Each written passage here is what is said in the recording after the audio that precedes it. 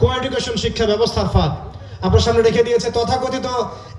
তথাকথিত ইনসাফের রাজনীতির নামে ভাইয়ে ভাইয়ে রক্ত ঝরানোর একটা পথ তারা রেখে দিয়েছে। আপনার জীবনটাকে, আপনার যৌবনটাকে নষ্ট করার জন্য এমন কোনো পদ্ধতি নাই যা তারা আপনার সামনে আনে নাই। সর্বশেষ তারা আপনার ইমান আমল আকীদা হরণ করার জন্য ট্রান্সজেন্ডার বা সমকামিতাকে বাংলাদেশে প্রমোট করার চেষ্টা করেছে। এই ফাঁদগুলো সম্পর্কে আমাদেরকে সচেতন থাকতে হবে। শুধুমাত্র ভালো বিষয়গুলোই নজর রাখবে এমন নয়, পুরো বিশ্বের মধ্যে খারাপ কি বিষয়গুলো হচ্ছে ইসলামের এগেইনস্টে, এগুলো সম্পর্কে আমাদেরকে ভালোভাবে জ্ঞান অর্জন করতে হবে, যাতে করে আমরা এগুলো থেকে বেঁচে থাকতে পারি।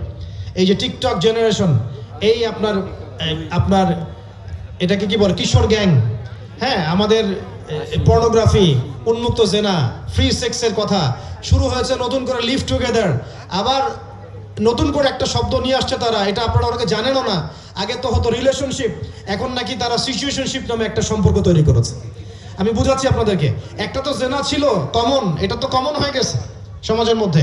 তারপরে শুরু হলো ব্যভিচার, এরপরে শুরু হয়ে গেল উন্মুক্ত ধর্ষণ, তারপরে শুরু হয়েছে মেয়েদেরকে রাস্তায় উত্ত্যক্ত করা, পরে শুরু হলো শিশু ধর্ষণ, এরপরে শুরু হলো সমকামিতা, তারপরে শুরু হলো রিলেশনশিপ, এগুলোর সাথে শুরু হয়েছে এখন সিচুয়েশনশিপ।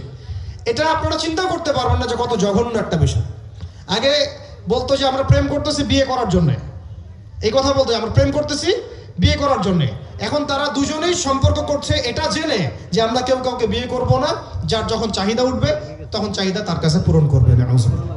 এটার নাম দিয়েছে তারা সিচুয়েশনশিপ। কি নাম দিয়েছে? এটা নতুন বাংলাদেশে, আরো যে কি আসবে আল্লাহ ভালো জানেন। তো যে জাতি এই সমস্যাগুলোকে চিহ্নিত করতে পারবে না, সেই জাতি তো সমস্যা সমাধানের পথে হাঁটতে পারবে না। আমাদের তরুণ ভাইদেরকে, আমাদের এই